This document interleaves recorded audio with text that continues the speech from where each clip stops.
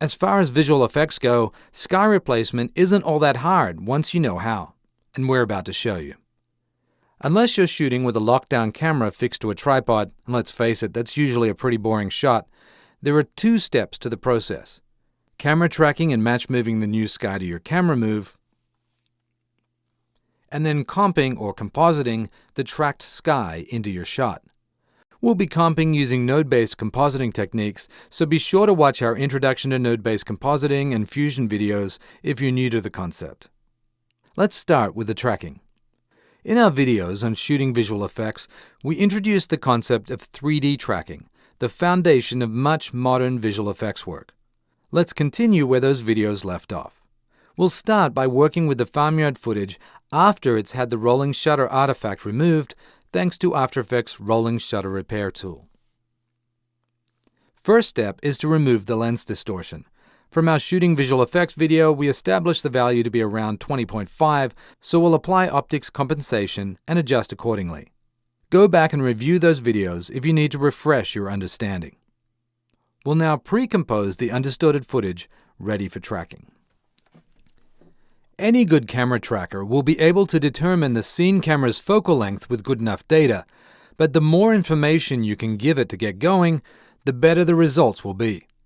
We happen to know that this shoot was filmed with a zoom lens set to a 17mm focal length, and that the sensor size was 15.81mm by 8.88mm.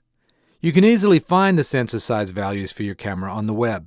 Just be careful when working with DSLRs to find the portion of the sensor used in video mode, which will likely be a different width and height to still photography mode. After Effects asks for the horizontal field of view of the lens rather than focal length in millimeters. So, unfortunately, we'll have to do a little conversion using the formula field of view equals 2 times the arctangent of W over F, where W is half the width of the sensor and F is the focal length. So in our case, we take the sensor width of 15.81, divide by 2, then divide by 17, then using a scientific calculator, take the arctan, and finally multiply by 2. We get the resulting FOV of 49.88 after a little rounding. Confused? Well, it's easier to just use After Effects to do the math for you. To do so, we'll start to create a camera in After Effects. Enter the width of the sensor, and then your focal length. After Effects automatically provides the resulting horizontal angle of view. Click in the field for a more precise value. Jot it down on a piece of paper, and then cancel the creation of the camera. Returning to the camera tracker, tell After Effects you want to specify the angle of view, enter the angle you just wrote down, and After Effects will resolve the scene with hopefully a more accurate result thanks to your provided field of view. Now click Create Camera to generate a virtual 3D camera that in theory matches the real-world camera that filmed your scene in the first place. Okay, time to add our blue sky. If we drag the blue sky image into the timeline and click its 3D layer toggle, we now have the sky as a layer in our composition. Playing back, we can see that while the sky is responding to the camera's movement, it appears to be a postcard extremely close to camera rather than an actual skyline. After Effects has no understanding of the true scale of the scene it just tracked, so the scale of things is all relative.